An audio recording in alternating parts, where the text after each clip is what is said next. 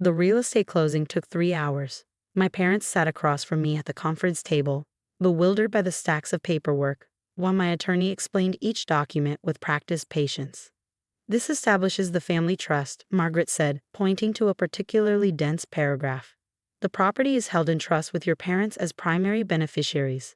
They have the exclusive right to occupy and use the property for their lifetimes. However, legal ownership remains with the trust, which your daughter controls as trustee. Dad squinted at the legal language. So we can live there, but we don't own it? You own the right to live there, Margaret clarified. Forever, with no rent, no mortgage, no property taxes. Those are all handled by the trust. But the actual deed stays in the trust's name, which protects the property from creditors, liens, or anyone trying to claim it from you. Mom looked at me with tears in her eyes. This is too much. $900,000. We can't accept this.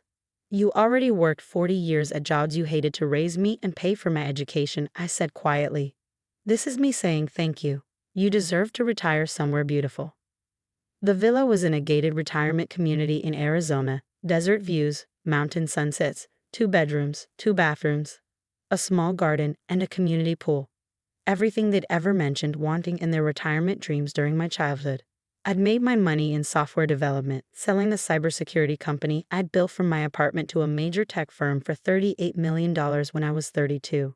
After taxes and paying off investors, I'd walked away with enough to never work again if I was careful.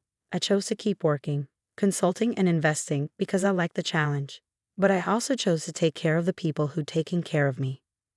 My sister Vanessa had a different approach to family obligation. She'd called twice during the closing, both times asking when I'd be wiring her share of the gift money.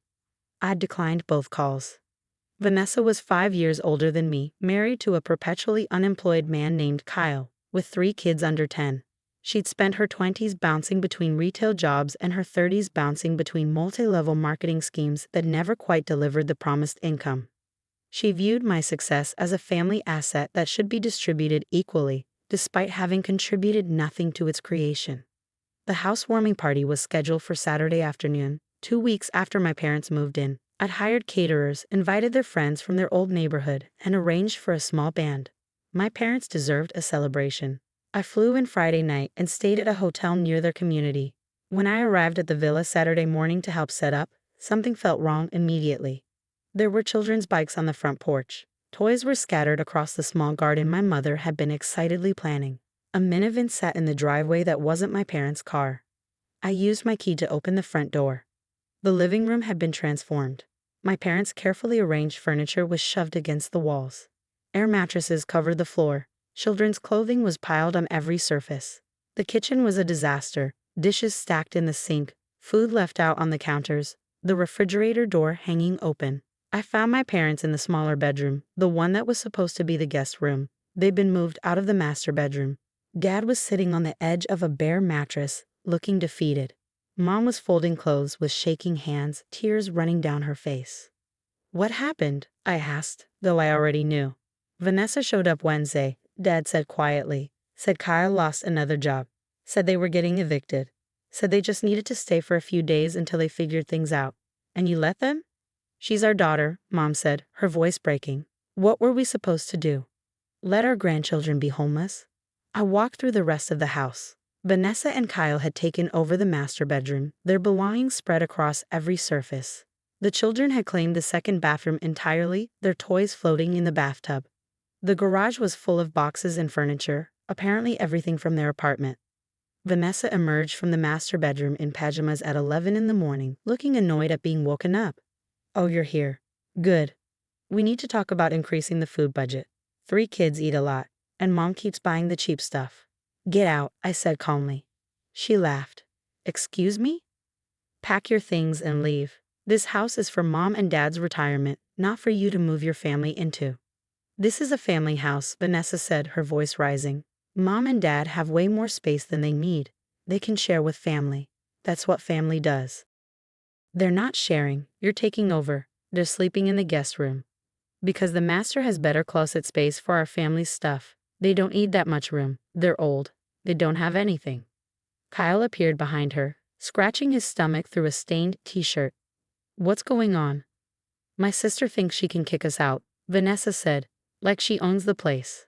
I do own the place, I said quietly. It's held in a family trust that I control. Mom and Dad have lifetime occupancy rights. You have no rights to this property whatsoever. Vanessa's eyes narrowed. You gave this house to them. It's their house. They can let us stay if they want. Actually, they can't. The trust documents specify that only the named beneficiaries can occupy the property.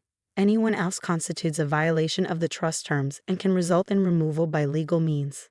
This was absolutely true. Margaret had written the trust carefully, specifically to prevent situations like this. I'd seen my sister's patterns for years. I knew she'd try something eventually. You can't just throw us out, Kyle said. We have kids. You make your nieces and nephew homeless? You made yourselves homeless by getting evicted from your apartment. That's not my responsibility, or my parents' responsibility. We're family, Vanessa insisted. This is what you do for family, or are you too rich now to care about anyone else? I looked past them to where my parents stood in the hallway, Dad's hand on Mom's shoulder. They looked exhausted and scared, afraid to upset anyone, caught between their children. Mom, Dad, do you want Vanessa living here? I asked directly. They were silent. The answer was obvious, but they couldn't say it out loud. Get your stuff and leave, old people, Vanessa announced, turning to our parents with sudden venom. If my sister wants to be cruel, then fine. This house should go to the family members who actually need it. You two can go back to your old apartment. You don't need all this space anyway. Mom's face crumpled. Dad's jaw tightened, but he said nothing. Start packing, Vanessa continued. We're staying, you're leaving. That's how this is going to work. And incredibly, Dad started moving toward the bedroom. Decades of avoiding conflict, of keeping the peace, of accommodating his difficult older daughter, had trained him to comply even with something this outrageous. Dad, stop, I said. You're not going anywhere. But he kept moving, pulling a suitcase from the closet with trembling hands. I stepped out onto the front porch and made 2 phone calls. The first was to Margaret, my attorney. I need you at the Arizona property immediately. Yes, today. Bring whatever you need for an emergency trust violation and trespassing situation. The second was to the non-emergency police line. I need to report a trespassing situation at a property I own. The individuals were asked to leave and refused. They're also currently threatening and coercing elderly residents. Yes, I can wait for officers to arrive. Margaret arrived first, pulling up in a rental car 45 minutes later with her paralegal assistant. She was a 60-year-old woman who'd built her career on estate law and protecting vulnerable clients. She'd dealt with family property disputes for decades. Nothing surprised her anymore. Show me the situation, she said crisply. I walked her through the house. She photographed everything with her phone, the displacement of my parents, the takeover of the master bedroom, the children's belongings everywhere. She interviewed my parents quietly, documenting their statements about being threatened and told to leave. When the police arrived, 2 officers in their late 30s, Margaret met them at the door with printed copies of the trust documents, the deed, and her bar credentials. I'm the attorney who created this family trust, she explained. The property is held in trust for the benefit of these 2 individuals. She gestured to my parents. These other individuals, she said, pointing toward Vanessa's family, have no legal right to occupy the property. They've been asked to leave and refused. They've also threatened the legal occupants, constituting both trespassing and potential elder abuse. The officers reviewed the documents. One of them, an older man with sergeant stripes, looked up at Vanessa. Ma'am, is this your property? It's my parents' property, Vanessa said. Actually, it's held in trust, the sergeant said. Your parents have occupancy rights. You don't. The trustee, your sister, is asking you to leave. That's a legal eviction notice. You need to vacate the property. We have kids, Vanessa protested. You can't throw kids out on the street. You have 2 hours to gather your belongings and leave, the sergeant said. If you're not gone by then, you'll be charged with criminal trespassing. If you need help finding emergency housing, I can provide resources for families in crisis. Kyle finally spoke up. This is ridiculous. We're family. This is property law, the sergeant said. Family doesn't override legal ownership. You're trespassing. Leave voluntarily or be arrested. Your choice. Margaret turned to me. I've documented everything for a potential restraining order if needed. The trust violation is clear. Do you want to pursue harassment charges for the threats made to your parents? I looked at my parents. Dad had stopped packing. Mom was sitting on the bed, looking shell-shocked. Not unless they refuse to leave, I said. I just want them gone. It took 90 minutes for Vanessa's family to pack. They filled the minivan in Kyle's truck, making 3 trips to a storage facility. Vanessa didn't speak to me or our parents. She slammed doors, threw things into boxes, and made sure everyone could hear her phone calls about how she was being illegally evicted by her cruel sister. The officers waited through all of it, standing in the driveway to ensure my parents weren't threatened further. When they finally drove away, the sergeant handed me his card. If they come back, call immediately. Given the documented threats to your parents, you have grounds for a restraining order. I'd recommend pursuing it. Margaret nodded in agreement. I'll start the paperwork Monday. We'll also send a formal cease and desist letter to make it crystal clear that any further contact or attempted access to this property will result in legal action. After they all left, I spent 2 hours with my parents cleaning the house. We threw away the food Vanessa had left rotting. We stripped the beds and started laundry. We moved my parents' belongings back into the master bedroom where they belonged. Dad didn't say much, just worked methodically, putting his house back in order. Mom cried quietly while folding sheets. I'm sorry, she said eventually. We should have called you immediately. We should have stood up to her. She's manipulative, I said gently. She knows exactly how to make you feel guilty. That's not your fault. She's going to hate us now, Mom said. She's going to keep the grandkids away. She's been using the grandkids as leverage for years, I said. Making you feel like you have to earn access to them by giving her money or doing what she wants. That's not a healthy relationship. Dad sat down heavily on the couch. I worked 43 years. Your mother worked 38. We never made much money, but we did our best. We raised 2 daughters, one who worked hard and succeeded, and one who thinks the world owes her something. You did everything right, I said firmly. Vanessa's choices are her own. Her problems are her own. You didn't fail her.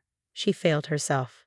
The housewarming party happened that evening, smaller than planned because I'd sent last-minute apologies to some guests, but meaningful nonetheless. My parents' old neighbors came. They admired the house, the garden, the mountain views. They toasted my parents' retirement and their well-deserved rest. Nobody mentioned Vanessa. My parents told people their daughter couldn't make it. I didn't correct them. Margaret pulled me aside before leaving. The restraining order will be filed Tuesday. I'm adding a clause to the trust that specifically names your sister as prohibited from the property. If your parents die, the property reverts to you entirely. Won't she contest it? Let her try. The trust is ironclad. The documentation from today proves why the restriction is necessary. Any judge will uphold it. I stayed in Arizona for 3 more days, making sure my parents settled back in, that they felt safe, that they understood the legal protections in place. I installed a security system with cameras at all entry points. I changed the locks and didn't give Vanessa a key. On my last morning there, Mom made breakfast while Dad read the newspaper on their patio. They looked peaceful. Older, tired from the stress, but peaceful. Thank you, Dad said when I came out with my coffee. For everything. The house. The protection. For standing up when we couldn't. That's what family does, I said. Real family, not the version Vanessa sells where everyone sacrifices for her benefit. I flew home that afternoon. Vanessa sent me a long text message that evening, full of accusations, guilt trips, and threats. I forwarded it to Margaret and blocked Vanessa's number. The restraining order was granted 2 weeks later. Vanessa was prohibited from coming within 500 feet of my parents' property. She filed a complaint with the court, claiming the trust was invalid. The judge reviewed the documents and dismissed her complaint within 48 hours. My parents live peacefully in their retirement villa now. They've made friends in the community. Mom joined a garden club. Dad plays poker with other retired guys twice a week. They video call me every Sunday to show me what's new in their lives. They never mention Vanessa. I don't ask. I paid $900,000 for that villa and tens of thousands more in legal fees to protect it. Some people would say that's too much, that I should have found a compromise, that I destroyed my relationship with my sister over property. But I didn't destroy anything. I just refused to let my sister destroy what I built for our parents. I refused to let her manipulate and threaten people who'd spent their whole lives working hard and deserving better. The money wasn't the point. The villa wasn't the point. The point was that some people spend their lives taking care of others, and they deserve to be protected when takers come for what little peace they've earned. My parents earned their peace. I just make sure they got to keep it.